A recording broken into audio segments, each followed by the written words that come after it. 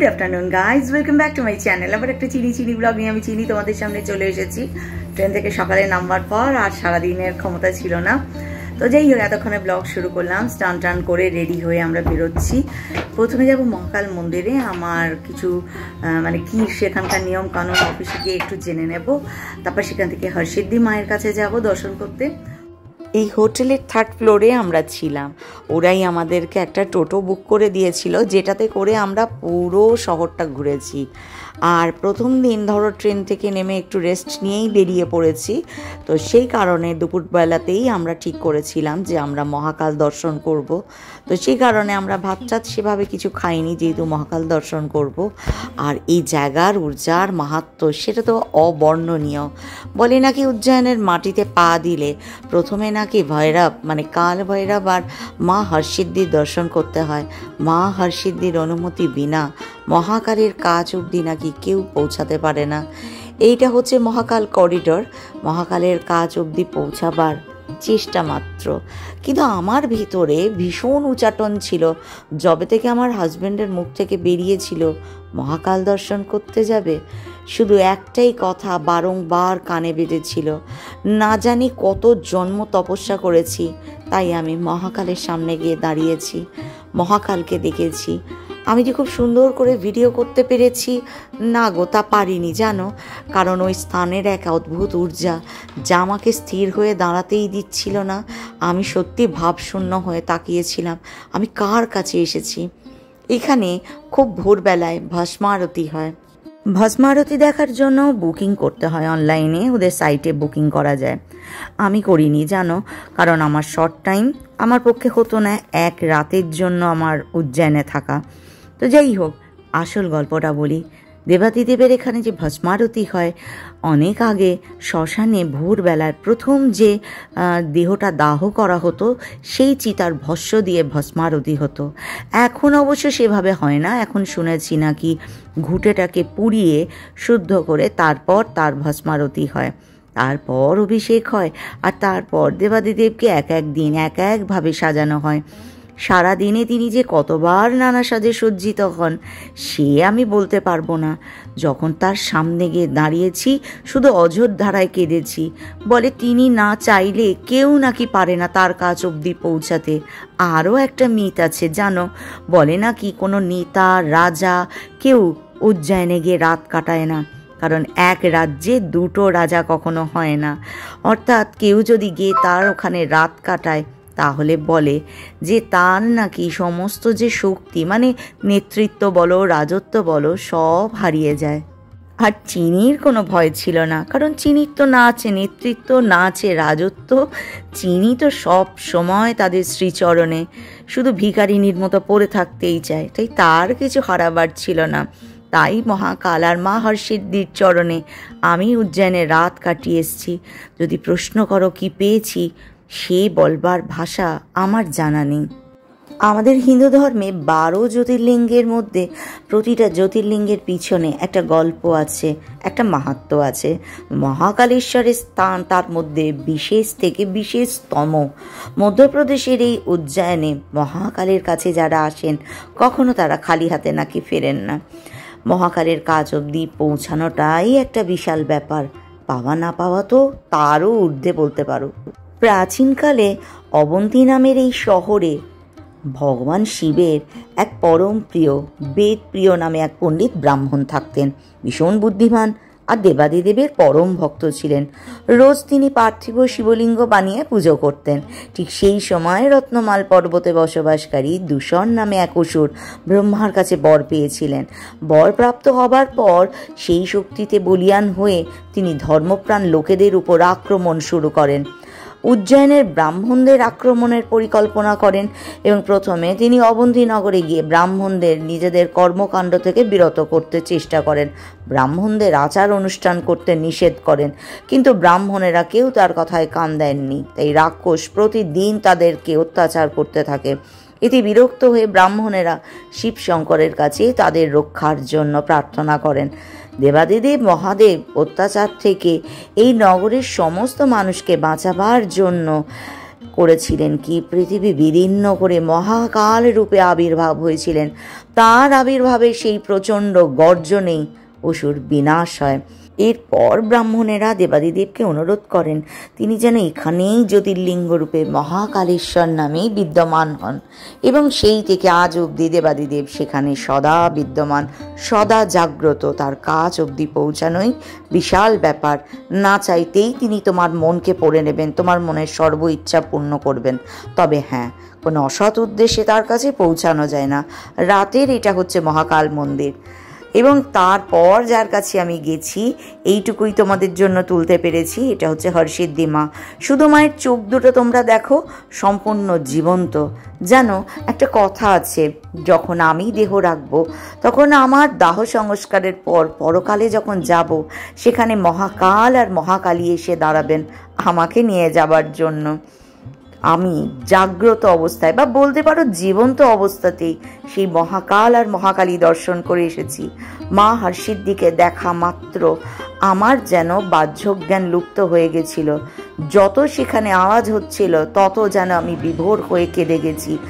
এখানে মায়ের প্রদীপ জ্বালানো হয়, মানে আরতির সময় এই বিশাল দুটো প্রদীপকে প্রজ্বলন করা হয়।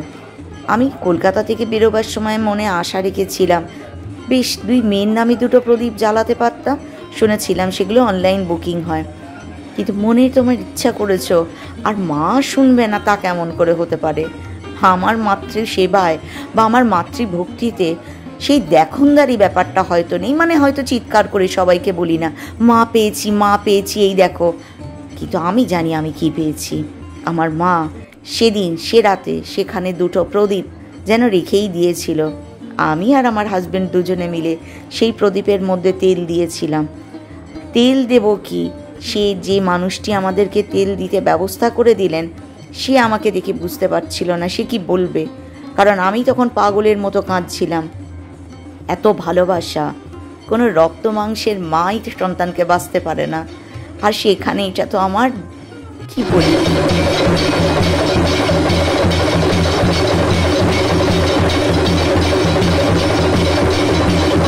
হরসিদ্ধি মায়ের আরতির সময় যে নাদ, যে শব্দ সেখানে হচ্ছিল, তা কোনো মানুষকে স্থির থাকতে দিতে পারে কিনা জানি না। সেখানে আমি তো পারছিলামই না দাঁড়িয়ে থাকতে। গণেশ মন্দিরের আরতিটা দেখে দূর থেকে মাকে প্রণাম করে আমার 2 কন্যে আমাকে হাত ধরে বার করে নিয়ে আসে। সেখান থেকে রওনা হয়ে গেছিলাম কাল ভৈরব দর্শন করতে। কাল ভৈরব মন্দিরও খুব রহস্যময়। আজ অবধি কেউ সেখানকার রহস্য বার করতে পারেনি। আমরা যখন পৌঁছেছিলাম তখন সেখানেও আরতি শুরু হয়ে গেছিল। যাবার রাস্তা তুলতে পারিনি, ঘন অন্ধকার, শ্মশান, এবং এমনই একটা জায়গা শ্মশানের পাশ দিয়ে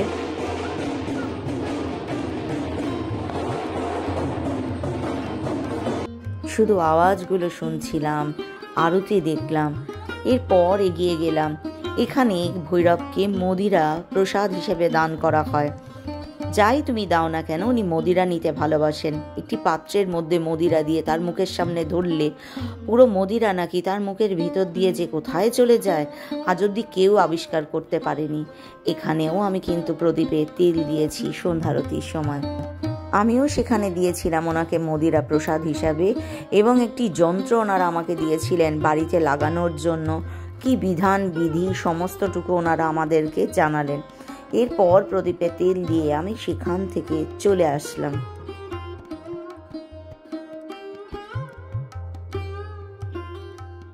চলো, বন্ধ হয়ে গেছে এই দিকটা, করিডোরটা। তো এইভাবেই যতটুকু পারলাম তোমাদেরকে দেখালাম। এত ঝটিকা সফরে কি সবটা হয়? আজই নেমেছি, কাল আবার ট্রেন, শুধু মহাকাল দর্শনে আসা। এই যে আমি যখন এসে মহাকালের মন্দিরের সামনে পৌঁছালাম তখন এদিকের দরজা বন্ধ হয়ে গেছে। ভাবলাম বোধহয় পুরো দরজা বন্ধ, আর আমি তোমাদেরকে এবছরের মতো দেখাতে পারবো না মহাকাল করিডোরটা। মনটা একটু বিষণ্ণ হয়ে গেছিল। অগত্যের ধারের পাঁচিলের উপর উঠে যতটুকু বাইরে থেকে দেখা যায় তোলার চেষ্টা করছিলাম। এমন সময় আমার আজও মনে নেই পিছন থেকে কেউ একজন বলল, এভাবে কেন, দৌড়ে যাও মেন গেটের দিকে। পেছন ঘুরে কাউকে বুঝতে পারলাম না, কত মানুষই তো যাতায়াত করছে। 4 জনে সেখান থেকে ছুট লাগালাম মন্দিরের মেন দরজার দিকে। সেই সময় দরজা সামান্যতম খোলা ছিল, যারা আসছিল তারা বেরোচ্ছিল। একটু অনুরোধেই যেন ভিতরে প্রবেশ করতে দিল। এ যেন মহাকালের ডাক ছিল। চিনি ভেবেছে আমার করিডোর দেখাবে, আর সেটা দেখাবে না। তাও কি হয়? বললাম, মহাকালের কাছে আসলে কেউ খালি হাতে ফেরে না, মহাকাল ঝুলি ভরে দেয়। শুধু চাওয়ার মতো তোমাদের চাইতে হবে। অসাধারণ সুন্দর এই করিডোর তৈরি হয়েছে, চলো দেখাই।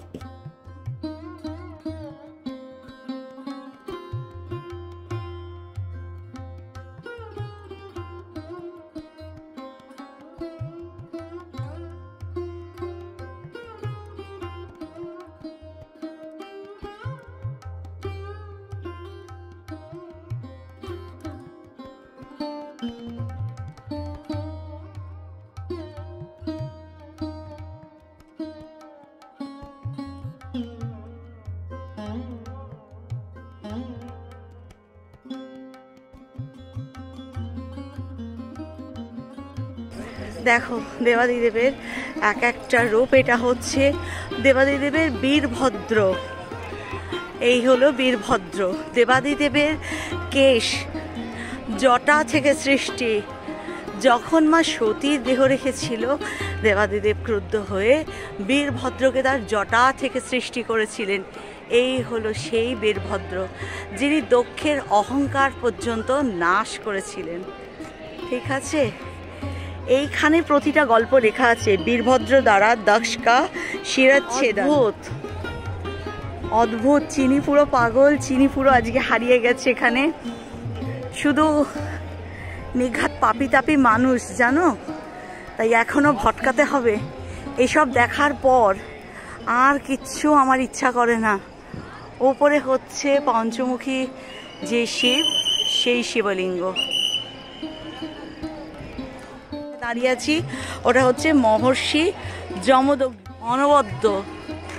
আমার ক্যামেরা কতটা জাস্টিস করছে জানি না, কিন্তু আমি তোমাদেরকে বোঝাতে পারবো না যে আমি কি দেখছি।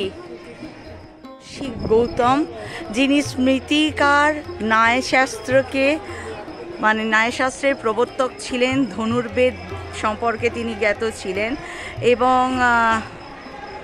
পঞ্চকন্যা মেয়ে সম্মিলিত মাতা অহল্যার পতি ছিলেন মহর্ষি গৌতম। এইটা হচ্ছে মহর্ষি বিশ্বামিত্র, যিনি ব্রহ্মঋষি পদ প্রাপ্ত করেছিলেন আর গায়ত্রী মন্ত্রের দ্রষ্টা। মহর্ষি ভরদ্বাজ, যিনি ছিলেন দেবগুরু বৃহস্পতির পুত্র, এবং ঋগ্বেদের যে 6th যে মণ্ডল যেটা আছে, তার যে মানে কি বলবো, যেটা ভরদ্বাজ স্মৃতি যেটাকে আমরা বলি, বা ভরদ্বাজ সংহিতা, এবং বিমান শাস্ত্রের রচয়িতা ছিলেন সে অত্রি। ব্রহ্মদেবের নেত্র থেকে উনি উৎপন্ন হয়েছিলেন, আর ঋগ্বেদের যে 5টা যে মণ্ডল তার তিনি দ্রষ্টা ছিলেন, এবং বনবাসী শ্রী রামচন্দ্রের মার্গ প্রদর্শক ছিলেন, এবং যেটা অত্রি স্মৃতি যেটা তারও তিনি স্রষ্টা ছিলেন। মহর্ষি কশ্যপ দক্ষ প্রজাপতির সহস্র কন্যার সাথে এনার বিবাহ হয়েছিল, এবং দেবগণ অসুরগণের সমস্ত প্রাণী জগতের বিস্তারিণী করেছিলেন, এবং স্মৃতিগ্রন্থকে রচনাকারও ছিলেন। হচ্ছেন মহর্ষি বশিষ্ঠ। ইনি হচ্ছেন ঋগ্বেদের যে মণ্ডল তার অধিপতি, এবং শাস্ত্রদায় যে বিভিন্ন শাস্ত্র ছিলেন তার বিভিন্ন রকম জিনিস তিনি জানতেন। যোগ বশিষ্ঠের বক্তা ছিলেন, আর হচ্ছে সিদ্ধান্ত বশিষ্ঠ সিদ্ধান্ত যে আদি গ্রন্থ তার তিনি কর্তা ছিলেন, এবং বশিষ্ঠ স্মৃতি, বশিষ্ঠ সংহিতা, বশিষ্ঠ সিদ্ধান্ত এগুলোর তিনি আদি কর্তা ছিলেন। তো ঋষিকে দেখাবার পর এবার চলো দেখাই। দেখো লাইটিংটা এইভাবেই একটু দেখে নাও কষ্ট করে। আজকে এক তো লেট, তো বাবা চেয়েছেন তাই বাবা হয়তো আমার জন্য গেটটা একটু খুললেন আর আমি প্রবেশ করতে পারলাম। ত্রিপুরাসুরের যে বধ করেছিলেন সেটা দেখানো আছে। এটা হচ্ছে শিব ঠাকুরের দ্বারা যমের সংহার হয়েছিল, যেটা দেখো যখন সবাই মিলে বিয়ে করতে নিয়ে যাচ্ছে, দেবাদিদেব মহাদেব বিয়ে করতে চলেছে, বর বেশি মহাদেব। এটা হচ্ছে কাল ভৈরব, আমরা এইমাত্র কাল ভৈরব দর্শন করে এলাম। মহাকালী করিডোর নিজেই একটা শিব পুরাণ, কি নেই এখানে। আমাদের অমরনাথ গুফার মধ্যে দেবাদিদেব আর মায়ের অমর কথার চিত্রণ আছে। এখানে পঞ্চমুখী দেবাদিদেব দর্শন করেছি। তারপর খানিকটা পথ এগিয়ে যাবার পর একদিকে দেওয়ালে যেমন দেবাদিদেবের লীলাগুলো বর্ণনা করা আছে, আর একদিকে দেবাদিদেবের সমস্ত রূপকে যেন তুলে ধরা আছে। এটা হলো চন্দ্রেশ্বর মহাদেব। দেবাদিদেব নিজের মাথায় চন্দ্রকে ধারণ করেছিলেন চন্দ্রকে ক্ষয় রূপ থেকে বাঁচাবার জন্য, সেই কারণে এটা চন্দ্রেশ্বর মহাদেব। আর এখানে যখন লঙ্কার রাজা রাবণ এসেছিলেন পুরো কৈলাস পর্বত সমেত দেবাদিদেবকে নিজের কাছে নিয়ে যাওয়ার জন্য, কৈলাসকে মাথায় ধারণ করা মাত্র দেবাদিদেব তার পায়ের বুড়ো আঙুল দিয়ে চিপে দেন এবং রাবণ রাজা তখন তাণ্ডব যে স্তোত্রম সেটা পাঠ করেছিলেন। দূরে দেখছো ওটা হচ্ছে দেবাদিদেবের মার্তাণ্ড রূপ। যখন মা মালসা রূপে ধরিত্রীতে অবতার নিয়েছিলেন তখন দেবাদিদেব মার্তাণ্ড রূপে এসেছিলেন মাকে আবার তার চেতনা ফিরিয়ে আবার তাকে ফিরিয়ে নিয়ে যাবার জন্য। এই দেওয়ালে সমস্ত ঘটনাবলী এবং সমস্ত ঘটনার চিত্রণ পর্যন্ত সুন্দর করা আছে। একটা দিন বা একটা মুহূর্ত যথেষ্ট নয় এখানে তোমাকে সময় নিয়ে ধীরে ধীরে সবটুকুকে বুঝতে হবে। এখানে একটা খুব জিনিস ভালো লাগলো, এইটা যেখানে সতীমা অনুসূয়ার সতীত্ব পরীক্ষার চেষ্টা করেছিলেন ত্রিদেবকে বলেছিলেন পরীক্ষার পাত্র হতে। ত্রিদেব গিয়ে মা অনুসূয়াকে বলেছিলেন তাদের খিদে পেয়েছে, তারা দুগ্ধ পান করতে চান। মা তখন বলেছিলেন তার সিদ্ধি বলে ত্রিদেবকে শিশুরূপ দেন এবং তার স্তন্য দুগ্ধ পান করান। পূর্ণরূপে আবার ফিরে আসার পর সতীর অনুসূয়ার সতীত্ব পরীক্ষায় উন্নীত হবার যে চিত্রণ, সেই ছবি এই দেওয়ালের মধ্যে যেন খোদাই করা আছে। আমি দেখছিলাম আর ভাবছিলাম কত জন্মের তপস্যা থাকলে এমন দৃশ্য, মানে পূর্ণ শিব পুরাণ বলতে পারো, সবটুকু আছে। দেবাদিদেব খোদ যেখানে বিদ্যমান, আকাশে বাতাসে তার গায়ের ঘ্রাণ যেমন আছে তেমনি আছে তার ঊর্জার অনুভব, তেমনি আছে তার সমস্ত লীলার ব্যাখ্যান, তেমনি আছে তার সকল রূপের বর্ণনা। কয়েকদিন আগে তোমাদেরকে বলেছিলাম এটা হচ্ছে অন্ধক। মা মজা করে দেবাদিদেবের চোখটা ধরেছিলেন আর তখন দেবাদিদেবের ত্রিনয়ন খুলে গেছিল এবং সেই ঊর্জা থেকে ওই দেখো উপরে দেখো অন্ধকের সৃষ্টি হয়েছে।